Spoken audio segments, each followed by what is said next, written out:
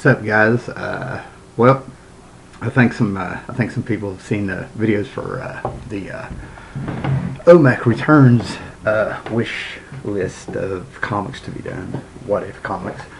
I have bronchitis, so we'll get through this together. Anyway, and what's kind of surprised me is that I know OMAC isn't a huge character. But I had a lot of comments, and a few people around the way say they never, they don't know a lot about OMAC, and it is a Kirby character. So I figured I'll do a little introduction to OMAC here. Moving on here. So around 1974 is when Jack Kirby wrote, drew, edited the whole book. This is a time where he had left Marvel several years before. Came into DC, Kirby was coming, and he had a contract where he did 60 pages a month, which breaks down to 15 pages a week for DC. Now, coming into DC, he was more or less sabotaged from the get-go because of a man named Carmine Infantino, who was the publisher. Now, Carmine Infantino is quite a character, and I don't even know if I'm saying his last name right, but he's a Flash artist.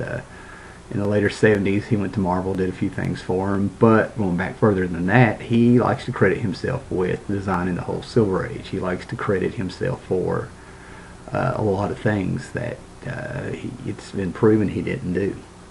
I think he even sued DC a couple of years ago for the rights to the Rogues Gallery Flash because he designed the costumes and stuff. Now, by no means did this guy not play a part, but apparently this guy did not become the legend or something. I don't know what his motivation is, and I can go on a big rant about the guy. But he was publisher of DC when Jack Kirby came over, and from the get-go, he made calls that more or less we'll never know if the New Gods and the whole Fourth World thing would have come to fruition because Carmine Infantino, in my opinion, was worried about staying the publisher. Kirby the man was coming, the king of comics was coming, and he made sure he kept Kirby in his place. He had artists come in and touch up the work of Kirby. Superman faces, he had artists come in and touch those faces up because Kirby's style was just not right for Superman. We don't want to blemish our big Superman there. It doesn't matter who you are. So the Fourth World got canceled. Commandy was a hit. Carmine Infantino even tried to take credit for Commandy, and Jack Kirby still had a contract, so he still had to be, put out books, put out 15 pages a week. So he started doing OMAC. OMAC goes back to Kirby's Marvel days. He played, and I just found this out in the last several years, which blew my mind. But basically, OMAC was a vision of sorts for Kirby of Captain America of the future, and he just never really pursued it at Marvel for whatever reason. Now, OMAC was a book that when I read it as a kid back in the late 70s, scared the crap out of me, and I'll show you why. This cover well documented that Kirby scared me to death when I was a kid. That girl there just to me that was just horrific. To me that was a real girl. And when you open up the first page, it freaked me out. I was this kid who we had just gotten Showtime on a brown box that you set on top of your TV, and it had 3 buttons. Showtime was a scrambled channel, and we just had CBS, NBC, I don't think we had TBS yet. NBC, CBS, ABC, and PBS. So all of a sudden the Showtime comes in, and they showed movies at like 6 in the morning that were horror movies. I was watching The Omen. I watched The Exorcist, which I've never finished, not because of the horror, but because of the religious stuff in it. Salem's Lot, Omen 2, these horror movies. And the worst things they did was like made me get freaked out in the woods when we were playing as kids, normal stuff. This in a TV movie called Bad Ronald, which a whole other video, just freaked me out. All along with Kirby's loser stuff. But he did some losers that had like little demon monsters in them and stuff. So this had an impact. And there's a difference what's happened is, when I read this as a kid and I reread all these OMAC issues, I still read them the same way I did as the story, an action story. This is the origin of OMAC. It's a comic book story. But when I found out this was about Captain America, and I found out that what was going on at DC with Kirby, I can't help but feel that Kirby's mood at the time really reflected in this book, because now that I'm aware of it being a Captain America book, there's social issues brought up in this book. I don't know if Kirby did these on purpose or anything. Plus, this book is still relevant now, kind of because of technology. The theme that goes through this book is about isolation. It's about dehumanizing. I'm sick. Dehumanizing. And this is going on YouTube forever. Dehumanizing of people, desynthesizing of people, isolation due to technology. So let's get through there. I'm going to be on a bucket. We're 6 minutes in, and I barely cracked this puppy open. Okay, so one-man Army Corps, number 1, The World That's Coming. Okay, and this does take place in the future.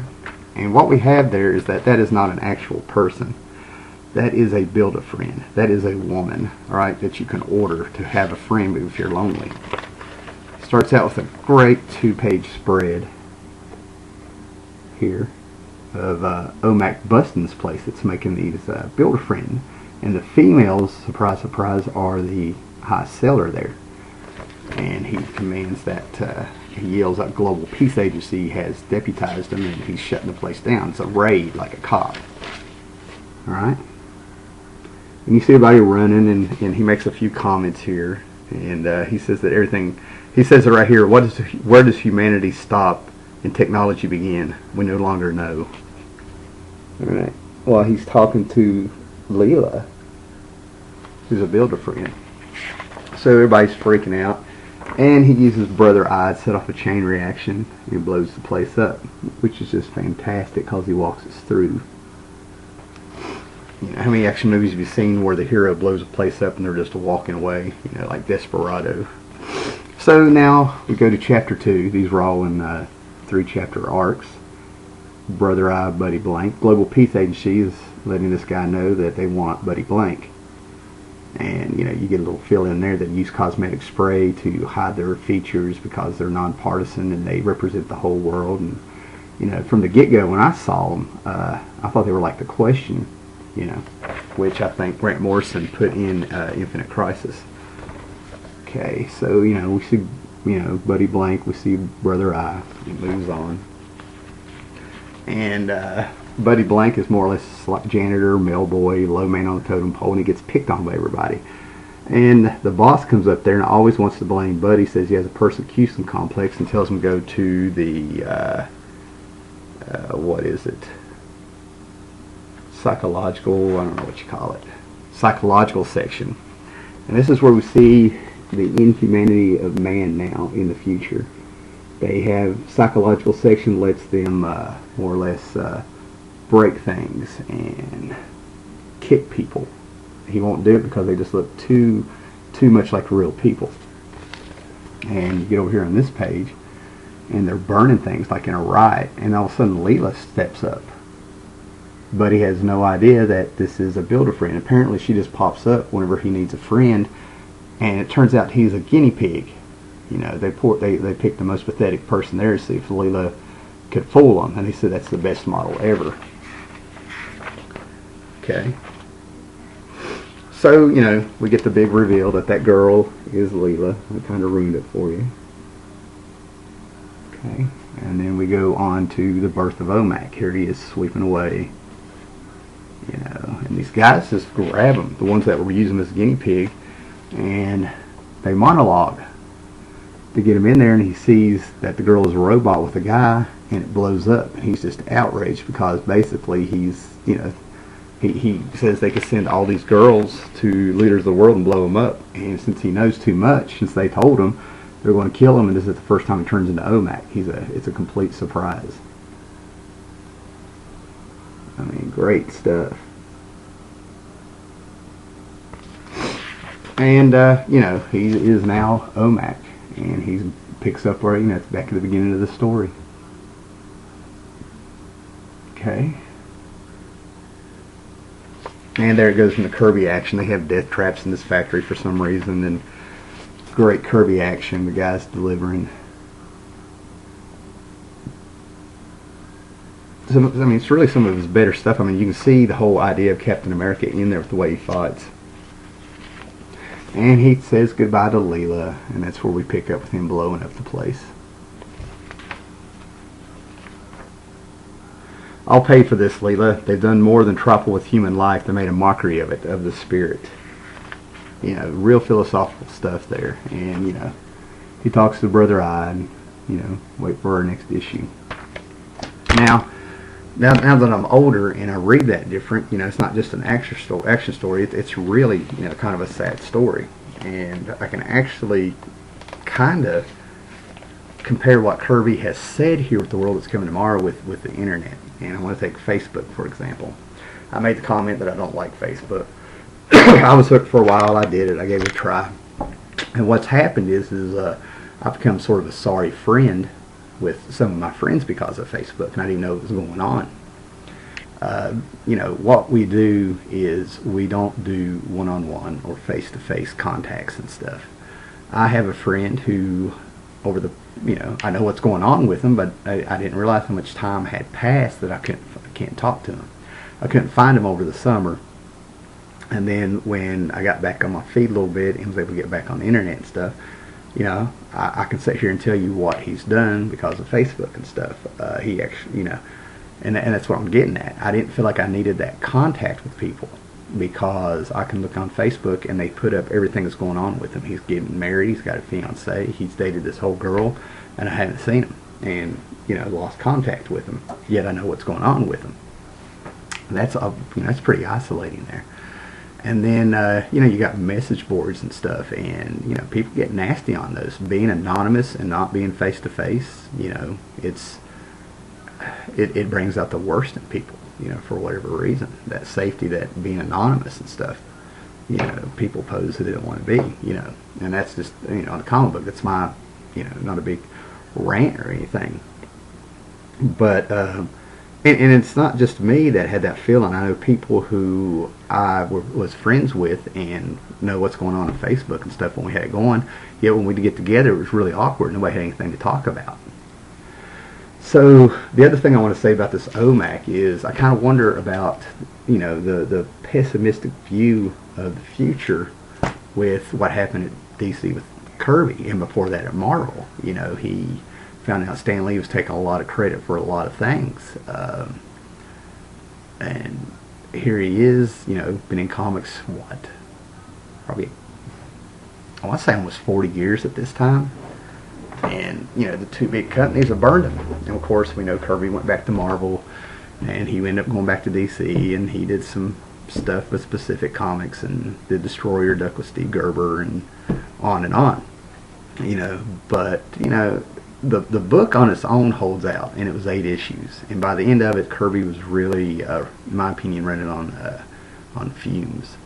But it just amazes me how he can write things that are still relevant. You know, he saw it coming. He was a big fan of science fiction, and you know, you can read the stuff and still see it. There's an issue that I might do where there's a villain named Dr. Scuba, and Dr. Scuba has robbed us of the oceans. He's taken the oceans and he's divided them up in these little bricks. You know, I don't know if they're 2x4s, but they look like, you know, they're not gold bricks, they're like platinum bricks. And OMAC has to get all the power of Brother Eye to pick them up. This man is so mad he took our water. He tried to corner the world of water. Well, there's one of the Great Lakes is now diminishing because you can follow a pipe across several states to a water bottling company that is taking the Great Lakes, you know.